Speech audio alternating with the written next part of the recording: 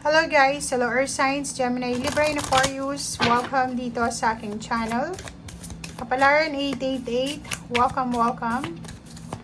Alamin natin Air Signs, Gemini, Libra, and Aquarius kung anong messages, vibration, gabay, energy para sa araw na ito.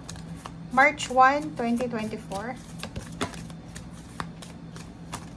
Ano ba ang messages na pwedeng ibigay sa iyo ng ating baraha?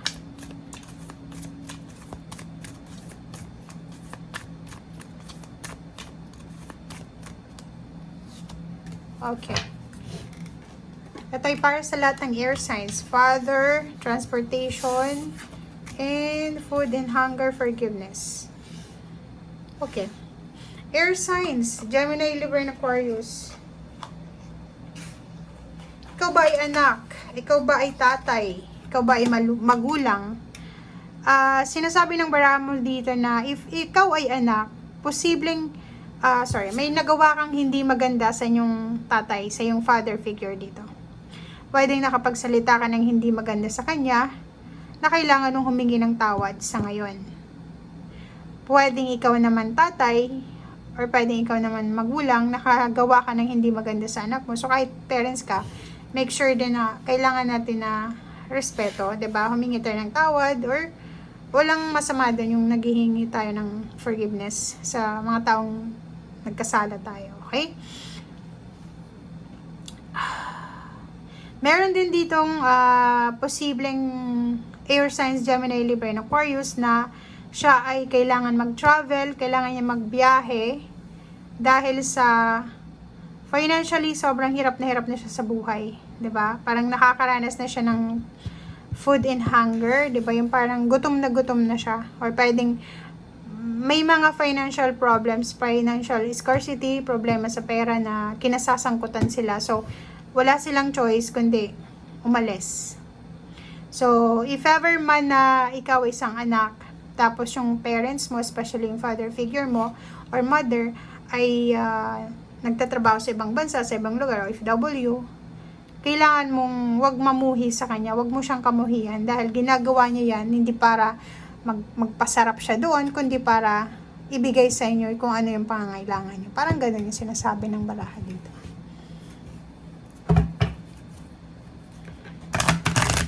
Or parang nakikita natin dito, may ibang anak na sobrang uhaw sila sa atensyon ng kanilang ama. Or parang may anak dito na sobrang uhaw sila sa pagmamahal ng ama or magulang. So, siguro punong-puno sila ng resentment and grudges sa magulang, lalo na sa tatay. So, kailangan yung magpatawad, guys. Para, 'di ba? Kasi alam niyo yung ganyan. Kahit anong trabaho mo, walang asenso pag yung magulang natin ay may ginagawa tayong hindi maganda. Dito sa mundong ibabaw, kahit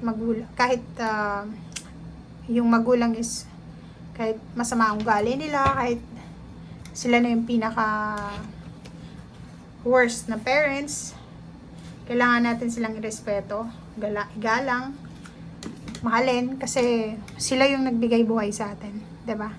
Kung wala sila, wala din tayo dito. Kahit sabihin natin instrumento sila ng Panginoon, pero kung wala sila, wala tayo dito. Kasi may mga parents na mas gusto nilang hindi magkaanak. So, kahit mahirap yung buhay, isinilang ka. So, be grateful. Okay?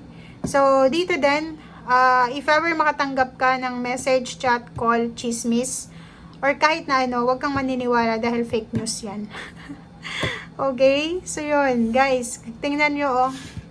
If ever, sa messenger, call, or email, may manligaw sa'yo, or kung ano pa man, isipin mo na ano yan, fake news yan, hindi yan totoo, or niloloko ka lang yan,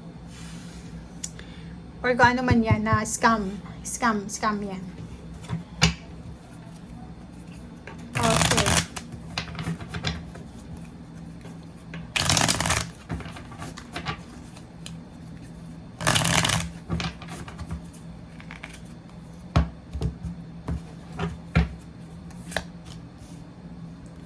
Air signs.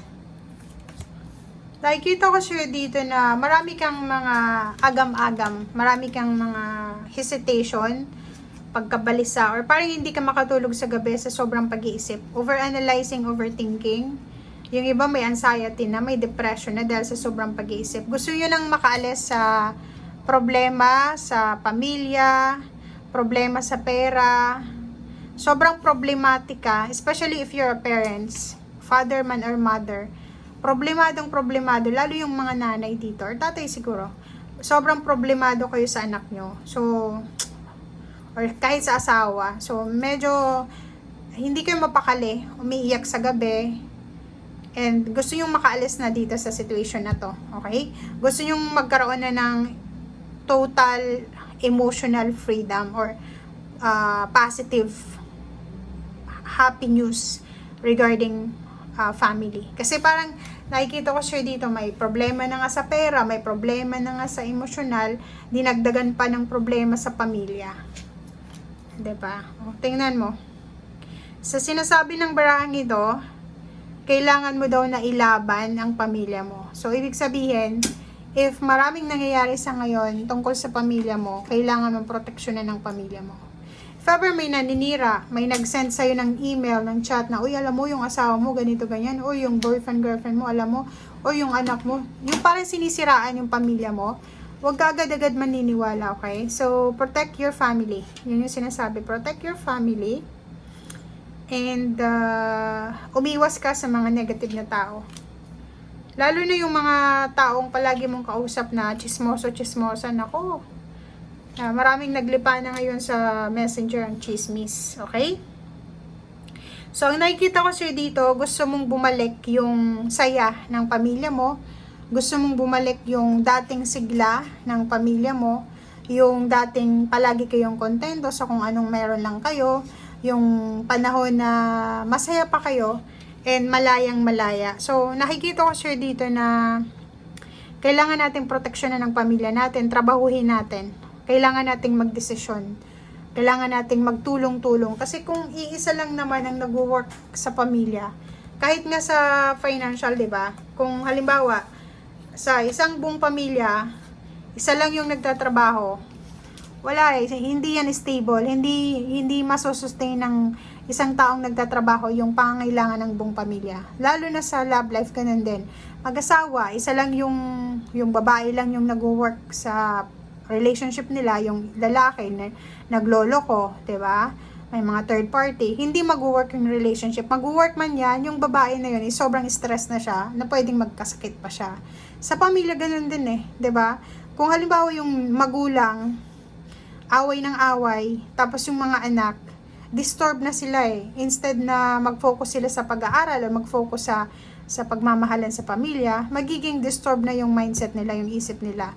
Eh yung anak din, halimbawa kung pasaway kang anak or may pasaway na anak sa pamilya, kahit gaano kabait yung parents, walang stability, walang balance. Parang ganun. So dito sa baraha mo, sinasabi na medyo problematic ka. Gusto mong makaalis, gusto mong gumawa ng desisyon para bumalik sa dati. Proteksyonan yung pamilya mo, pero hindi mo alam kung anong gagawin. Okay, so thank you guys and see you again. Bye!